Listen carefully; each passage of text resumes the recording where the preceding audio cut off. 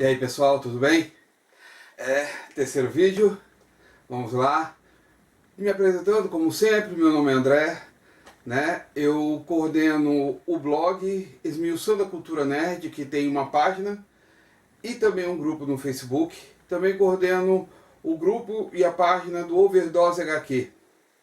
Hoje eu vim aqui para falar com vocês sobre Preacher, né? Obra escrita por Garth Ennis, desenhada por Steve Dillon, com essas capas maravilhosas do Fabry, né? Preacher é uma série em quadrinhos, né? Da Vertigo Comics. Antes de falar de Preacher, vamos pegar o que significa exatamente, porque a ideia de Preacher é que é um quadrinho adulto, né? Em 1954, o psiquiatra alemão naturalizado americano Frederick Wertham, ele escreveu o livro A Sedução dos Inocentes. Nesse livro, ele falava que os quadrinhos estavam marginalizando os adolescentes, estavam transformando as crianças em delinquentes e tudo mais, né? Além de tudo, incentivava o homossexualismo, a violência, né? Ele fez uma política contra os quadrinhos, fazendo assim o Senado americano criar um julgamento contra os quadrinhos, né? Com isso, a Comic Magazine Association of America criou o Comic Code Authority. O que era? Era um selo que dizia exatamente se o quadrinho podia ou não ser publicado, né? Era censura nos quadrinhos dos Estados Unidos. Em 1993, a editora americana Karen Berger, ela criou para a DC Comics o selo Vertigo. O selo Vertigo Comics que é exatamente o princípio de publicar quadrinhos adultos, né? Chamando, atraindo de novo o público adulto para os quadrinhos, que era uma coisa que estava se perdendo. Com isso, vimos vários escritores ingleses criando histórias, Neil Gaiman criando Sandman, Grant Morrison foi trabalhar com Homem Animal e mais pra frente Patrulha do Destino. Também temos o Alan Moore, que trabalhou com Monstros do Pântano durante um longo tempo, escrevendo para Vertigo, né? Isso, vários outros. Entre eles, temos o Garth Ennis, né? O Garth Ennis é um inglês também, foi naturalizado americano. O Steve Dillon é um artista que infelizmente perdemos no ano passado, né, em outubro do ano passado. E para conceber Preacher, né, eles fizeram uma história maravilhosa, né? O que é mais ou menos Preacher, né? Eu não vou contar muito porque tem uma série em desenvolvimento nos Estados Unidos, a AMC assinou com a Vertigo para desenvolver essa série. Seth Rogen é um dos produtores executivos. Também tem o nome de Garth Ennis e Steve Dillon, apesar de Dillon já ter falecido, né? Mas não vamos entrar nesses poréns. A série em quadrinhos conta a história do pastor Jesse Custer. Ele vivia na cidade de Annville, né? E lá ele pregava, ele era um pastor normal, tranquilo e tudo mais, com um passado meio sórdido, né? Que de repente é dominado durante uma prece para sua congregação, ele é dominado por Gênesis. O que é Gênesis? Para quem está assistindo a série já sabe, mas para quem não conhece, Gênesis é exatamente uma entidade concebida da união de um demônio com um anjo. Daí surgiu Gênesis. E essa entidade, ela quando domina o corpo de Jesse Custer, ela dá a ele o dom da palavra. Ou seja, qualquer coisa que ele vier a falar com a pessoa é obrigada a fazer, né? Quando acontece o acidente, bem diferente do que acontece na série, Jesse Custer destrói toda a sua congregação, ele dizima todo mundo dentro da sua igreja e tal. Mas aí depois ele reencontra um velho romance, que é Tulipa O'Hare, né? Tulipa é uma assassina contratada. Ela geralmente é contratada para matar pessoas. Né? Eles dois têm uma história muito antiga, se reencontram. Né? Outro personagem que também vem a fazer parte é o vampiro Cassidy. Cassidy é um vampiro irlandês, drogado, bêbado, cheio de problemas, que conhece Jess Custer em determinado momento. Na verdade, ele conhece primeiro Tulipa. Quando Tulipa está fugindo, ela tenta resgatar, sequestrar o carro do vampiro Cassidy, só que ela termina se juntando a ele de alguma forma, né? Os dois se juntam e terminam encontrando Jess Custer. A amizade de Cassidy e Jess Custer cresce muito. O principal objetivo de Jess Custer na história é encontrar Deus e perguntar o porquê que Deus esqueceu a humanidade, largou a humanidade de lado, deixou ela à deriva e tudo mais. A história tem muitos momentos interessantes, tem um reencontro com a família dele, né? A família dele vive numa pequena cidade chamada Angelville, não é nenhuma cidade, é um casarão onde a avó dele vive, né? Que a avó dele é muito má e tal. Tem todos os meandros da história. Como eu falei, eu não vou entrar em muitos detalhes, porque a série está em desenvolvimento, vou terminar soltando spoilers que podem vir a aparecer na série. Eu vou falar sobre a série e os quadrinhos mais pra frente. Né?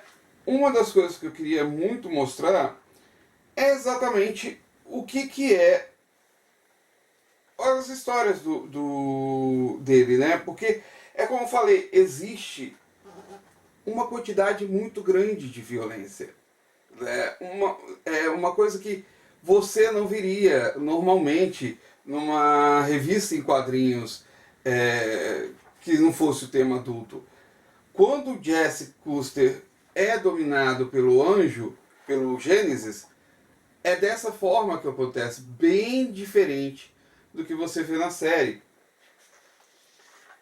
E esse acontecimento é simplesmente devastador para a cidade. Acontece que simplesmente ele é dominado e dizima a cidade toda. Como eu falei, as cenas são de extrema violência, né? Temos aqui o nosso querido vampiro Cassidy se alimentando.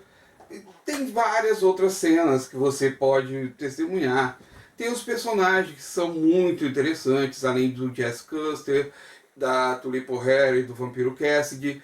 Também temos o personagem que é conhecido como Airsface, que aqui ficou, né, vou usar o nome certo, cara de cu. O personagem, ele sofre um acidente que é complicado falar sobre esses personagens e desenvolver mais.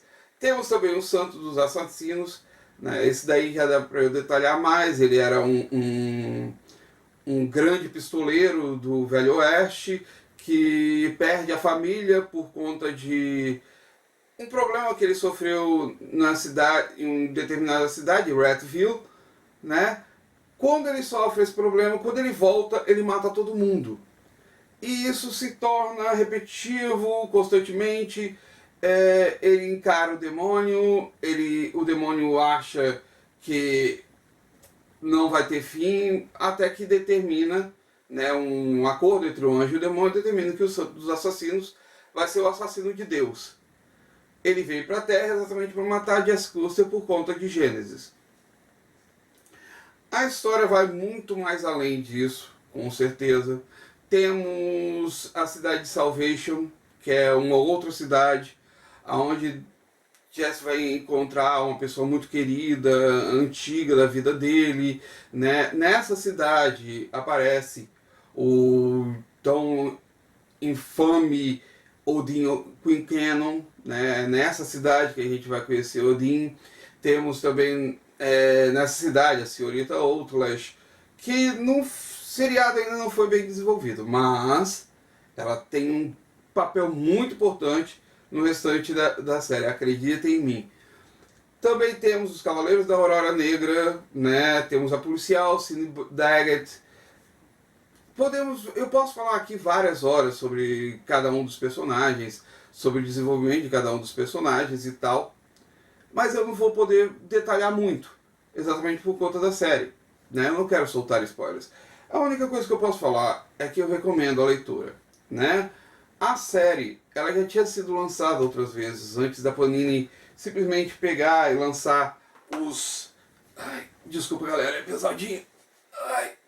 As 9 edições, né? São 9 edições, lógico, 66 revistas, são 5 especiais, né? Sendo um deles uma série de 4, uma minissérie de 4 partes.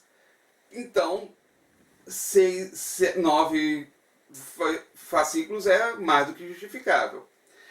Mas, como eu estava falando, antes da Panini lançar essa publicação, né, que ela lançou a primeira vez em 2010, foi até 2014, a Brainstorm lançou 36 edições entre 2000 e 2004, além de 4 edições especiais, né, ela lançou Indo para o Texas, né, O Cavaleiro Altivo, O Homem da Guerra e Os Bons Companheiros. Cada uma delas fala sobre determinado momento dos personagens, principalmente o Homem da Guerra. O Homem da Guerra fala sobre um personagem que ainda não apareceu, que apareceu somente como um detalhe, um personagem de costas, né, que é o Harry Starr. Harry Starr trabalha para o Graal. O Graal é uma organização que espera o renascimento de Deus, né? E quando fica sabendo de Jessica Custer, decide também eliminá-lo. É uma história muito legal, é muito interessante, né? Como eu estava falando, além da Brainstorm, a Atitude também lançou. A Atitude é uma editora que, se eu não me engano, ela já saiu do mercado. Ela lançou somente uma edição em 1999. A Devir lançou 3 edições em 2006.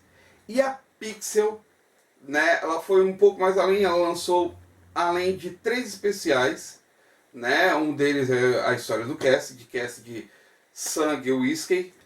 Ela também lançou Guerra ao Sol e Rumo ao Sul, né? Isso foi entre 2007 e 2008. Como eu estou falando muito, em 2016 a AMC, a mesma que lançou The Walking Dead e o prequel Fear the Walking Dead, lançou Preacher. Só que eles seguiram por outra vertente, preferiram transformar Anvil no centro das atenções da primeira temporada, antes de tudo acontecer. Na cidade temos o Jim Quincannon, temos todos os problemas do Jazz Custer, a igreja do pai dele, a história por trás do pai dele, a história dele com Tulipa. Tá ali tudo desenvolvido, assim, na opinião minha, somente minha, não estou falando pelos outros, eu não gostei. Eu achei que o que a gente tem aqui no conteúdo desses 9 fascículos é muita história, poderia ser muito bem desenvolvida sem precisar daquilo que aconteceu na primeira temporada de Preacher, mas é a minha opinião.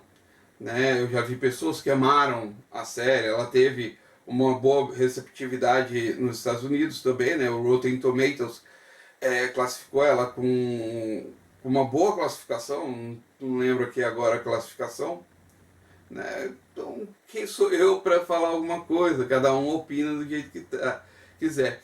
A segunda temporada da série, né? A primeira teve 10 episódios, a segunda teve 3 episódios, terminou esse mês de setembro de 2017.